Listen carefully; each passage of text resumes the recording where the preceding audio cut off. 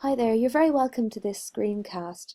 We're just going to take a look at a couple of ideas for exploring how to develop students' oral language skills across the 3 years of junior cycle English. So our focus in this screencast, as I just said, is to look at developing students' speaking and listening skills, and also to look at assessing those skills as they're developing in our day-to-day practice in our classrooms, and also for the oral communication task, which will take place at the end of second year. Before we move on, it's also worth mentioning that listening skills and students' understandings of the conventions of oral language, they may also be assessed in the final exam in English. So there might be an audio-visual component.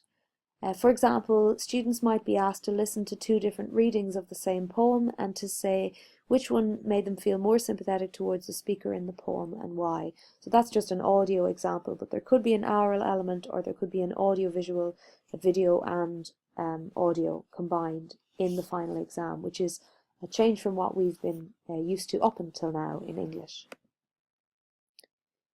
So where will we begin? Well, at the risk of stating the blatantly obvious, we thought that a good starting point might be to look at where we find oral language in our subject and in our teaching, and that's both in the genres that we explore with our students and then in the skills that we want our students to develop through their interaction with these genres, because obviously skills don't develop in a vacuum, in isolation. Hopefully we'll see lots of rich opportunities for learning that we can explore in our classrooms. So I'll just begin with genres. I'm using this term quite loosely here, I hope you don't mind.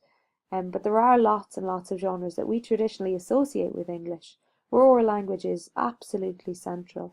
So we see it in drama and storytelling and film. We see it in poetry, which is so rich when it's spoken aloud, and in reading aloud in any genre. We've also got lots of non-literary genres where oral language is absolutely central. So I'm thinking of speeches and debates and all forms of media like TV and radio and advertising. I know that last year we looked at radio documentaries as a very rich example of oral language use.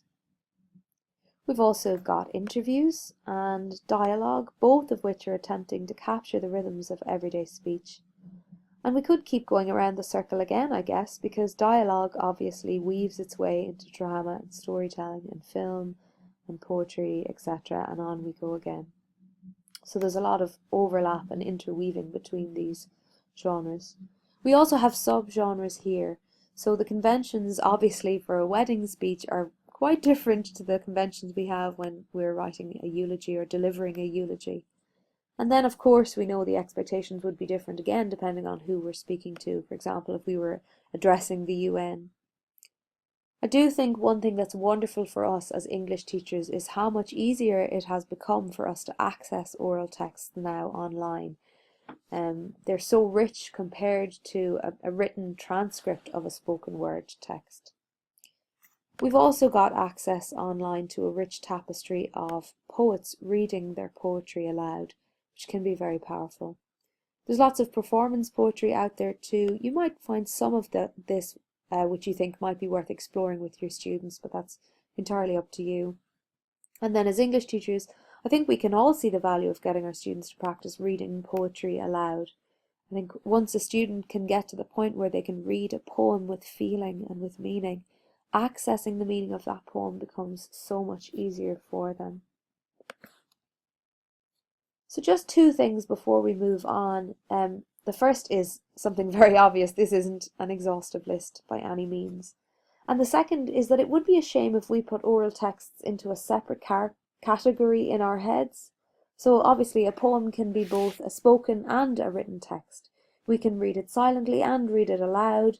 We can listen to it being performed in a dramatic reading, or we could attempt a dramatic reading of a poem ourselves. We could write our own poem in response to what we've just read. So these 3 strands of oral language reading and writing that are at the heart of the New English specification, we want to integrate those 3 strands and weave them together in our teaching, rather than artificially dividing them up in our heads into completely separate things, which obviously they're not.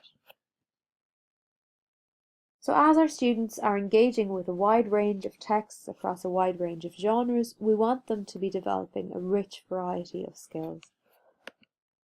These skills include the ability to listen actively, to discuss, to question, to work with others in a variety of different ways for different purposes. And we need our students to have opportunities to speak, present, and perform so that they become more confident in their speaking and listening and communicating skills. This, again, isn't an exhaustive list by any means, so we've put in our token etc. here. But if we do want students to develop these skills, we have to give them opportunities to practice, and then we must also explicitly teach them how to listen actively, how to discuss an issue, how to question, etc. Because simply practicing a skill over and over again doesn't necessarily make you better at it, unless you're being quite strategic in what's working well and what you're not doing well, and then working on developing that. So feedback here as they develop these skills is really important. So I hope that wasn't stating the blindingly obvious. I just wanted to ground us in some specifics before we started to look at oral language in more detail. And just a quick reminder here that if you do have any questions or queries, please do send them to us. Our email address is info@jct.ie.